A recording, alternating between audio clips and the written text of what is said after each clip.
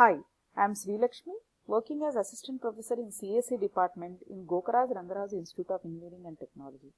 In this video, I am going to explain about the Unit 2 concepts in database management systems. In Unit 2, I will be covering the SQL concepts, what is SQL and what are all the various commands in SQL and different types of views, etc.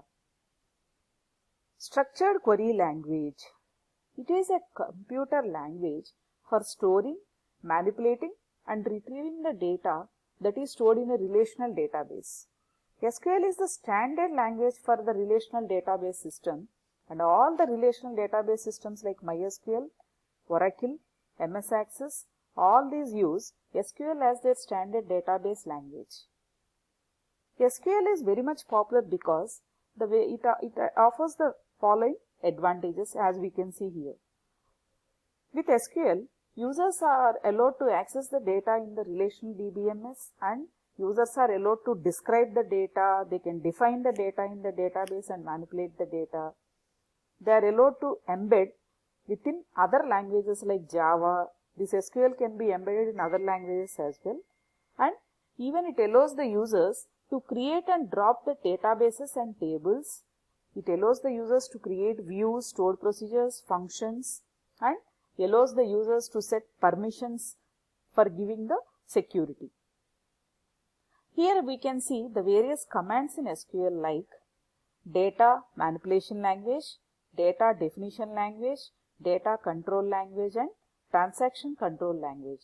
So these are all the various types of languages that are being supported by SQL, and in DML we can see these are all the 4 operations, and in DDL create, alter, drop, truncate, and in DCL grant, revoke, in TCL save point, rollback and commit.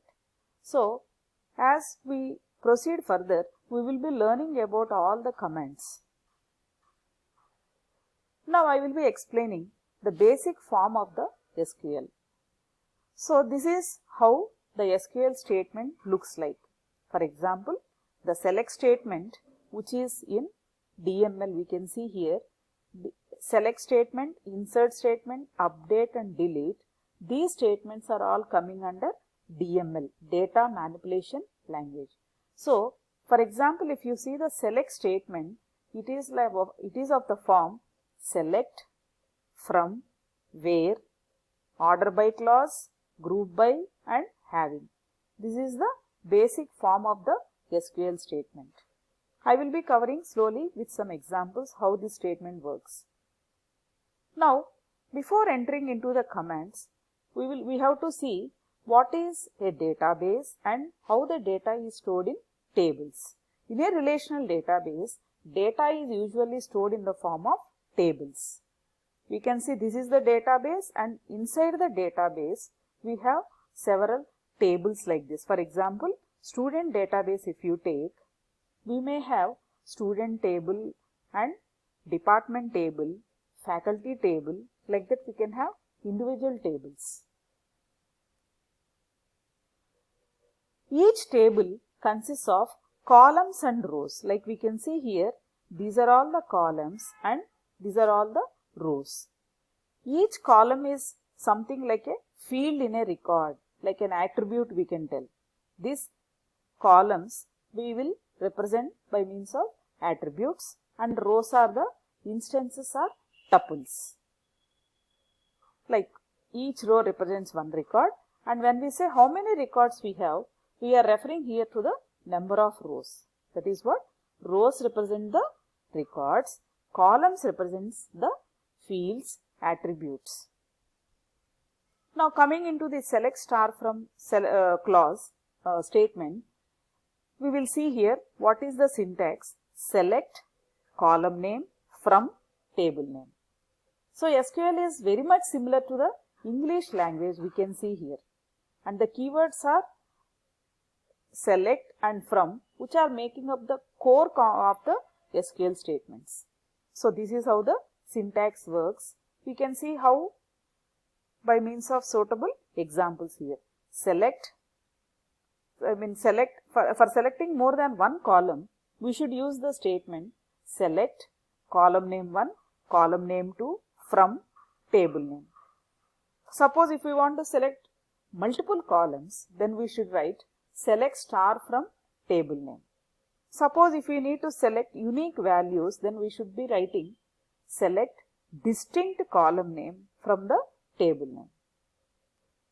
So sometimes we may need some conditions also, like suppose if the from the employee table we want only the employees whose salary is greater than 20,000, then we should use the where clause. If you see here, we don't have any conditions here in the previous syntaxes. So in order to have a condition type of environment, we should use select statement with where clause. Now sometimes we may need to arrange the table either by decreasing order or increasing order. In such cases, we will use order by clause. So the syntax of the order by clause is select column name from table name where condition, like in the previous slide we have seen. Finally, we will give order by column name, either ascending or descending. Either one you can specify here. This is the syntax of the select statement with where clause and also order by clause. So in SQL statements, we may be able to use sometimes some mathematical functions also, like sum of the salaries or average of the salaries of the employees. We may sometimes we may need such type of operations as well. In such cases, we have some built-in mathematical functions support as well, like sum, average, count, min, max. These are all the mathematical functions that are being available in SQL. In addition to that, so far we have seen how the select statement can be used. And suppose if you want to select all the salaries of the employees based on their departments. Here department is a particular group. In such cases, we cannot do using the previous SQL statements, and we need to use another clause called group by clause. See here, one example is here. To find the highest sales amount across all the stores, we use the max function, like select max of sales amount from the sales history. So this is the group by function. So sometimes select store comma max of sales amount from the sales history.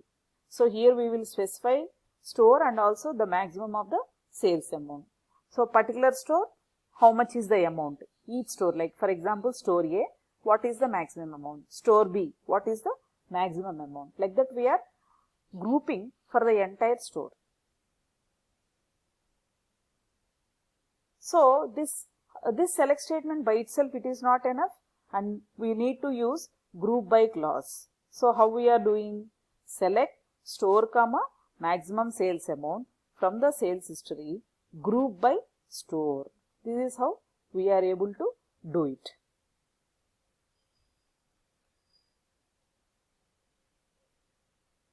So the total the entire select statement along with the group by function, we can see here. Select column name 1, function of column name 2, from table name, where condition, group by column name 1. This is how the group by syntax works. In addition to that, we may use having clause.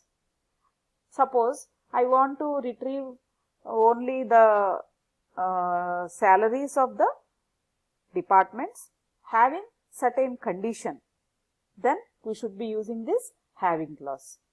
We cannot use the where clause along with the group by clause. We cannot use the where keyword along with the group by clause. In such cases, we can use only having clause like this. Select column name 1, function like sum, average of that functions for the column name 2, from table name, group by column name 1, having condition. This is the syntax. So the total order of the SQL statement is select, from, where, group by, having, order by. This is the entire order of the SQL statement. This is one example here. We can see here. Select store sum of the sales amount from the sales history table. From the sales history table, store is one attribute and sum of the sales amount. For individual store, we are doing the sum of the sales amount. Group by store, and the condition I am giving here is having sum of the sales amount greater than 100. This is how the having clause works. Thank you. With this, I conclude my first part of the Unit 2 video.